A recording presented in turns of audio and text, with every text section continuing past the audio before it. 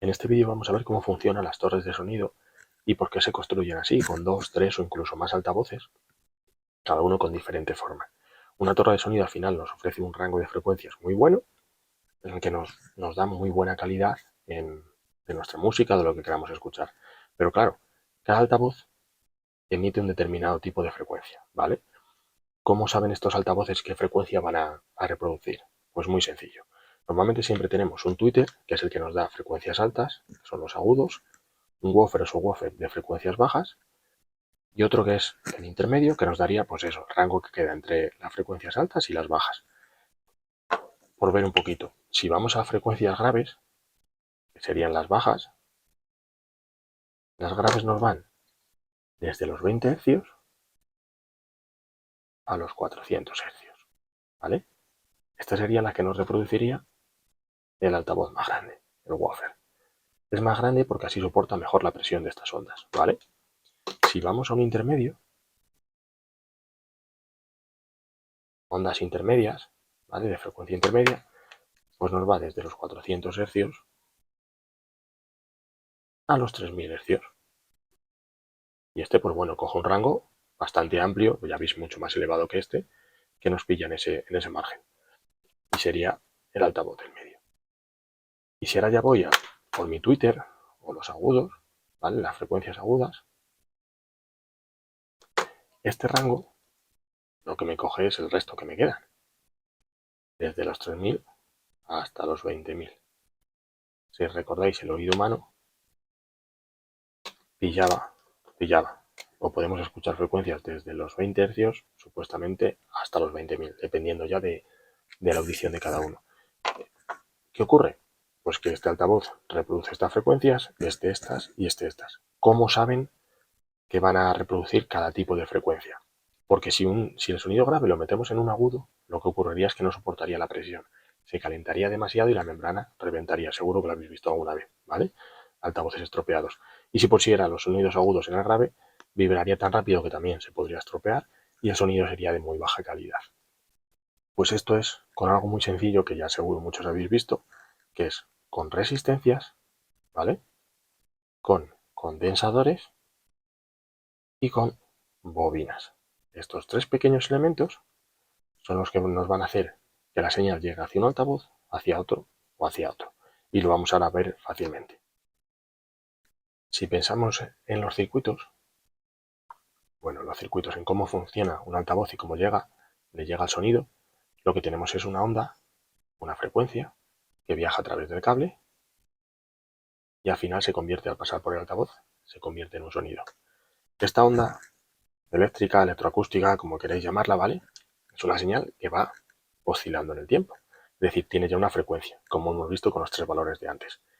¿Qué ocurre si yo en ese cablecito le pongo un condensador?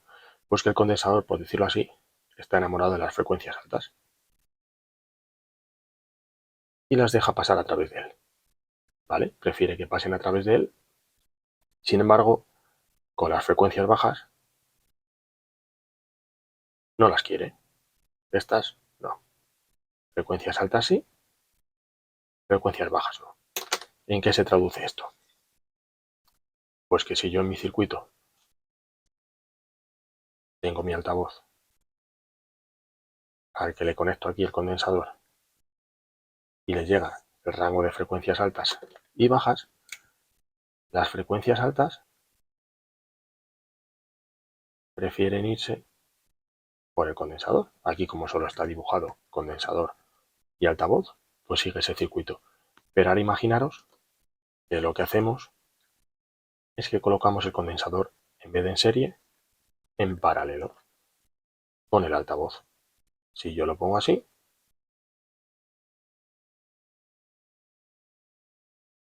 ¿qué va a ocurrir con las frecuencias altas? Pues que las frecuencias altas, en vez de irse hacia el altavoz, van a irse hacia el condensador y se van a volver para afuera, no van a entrar. Sin embargo, mis frecuencias bajas, ¿vale? Las bajas sí que van a seguir hacia el altavoz, porque como hemos dicho, al condensador no le gustan, por decirlo así. Así que de este modo ya he filtrado, ¿vale? Ya he colocado un condensador que me quita todas las frecuencias altas y me deja pasar las bajas. Entonces lo que tengo aquí es un altavoz de graves o woofer o subwoofer. Si habéis pensado un poco, ahora, ¿cómo voy a hacer para tener los sonidos agudos? Pues cuando coloco una bobina, la bobina me hace justamente lo contrario que el condensador. Y es que la bobina atrae las frecuencias bajas, ¿vale? Y las deja pasar a través de él, porque le gustan, pero las altas no le gustarían. En serie todo es correcto, todo es normal, pero cuando coloco mi bobina en paralelo con mi altavoz, lo que estoy haciendo es que absorba las frecuencias bajas, ¿vale? Se vayan a través de él y sin embargo las frecuencias altas se vayan por el otro lado, porque no le gustan las altas. Es justamente lo contrario que hace el condensador. Entonces aquí que tengo mi altavoz Twitter, que me filtra las frecuencias graves y me deja pasar las altas. Y así ya tengo la separación del sistema, ¿vale? Combinando condensadores con bobinas, pues es como tengo estos circuitos de las torres, ¿vale? Es cierto que esto va con unas fórmulas un pelín más complicadas, ¿vale? Pero a grosso modo para nosotros así nos sirve. Para los que habéis llegado ya casi hasta el final del vídeo. ¿Qué pasaría si yo coloco condensador y bobina en serie? Pues que las dos señales van a pasar. Va a haber algo de atenuación por la resistencia, pero van a pasar. ¿Qué voy a hacer? Voy a jugar con ellas, colocándolas en serie y en paralelo con respecto al altavoz. Dependiendo si pongo en paralelo la bobina o el condensador, voy a hacer que una señal u otra sea la predominante, la que circule hacia mi altavoz. Pero siempre va a quedar una parte de la otra señal residual que va a cruzar. ¿Qué consigo con esto? Pues tener los altavoces intermedios, ¿vale?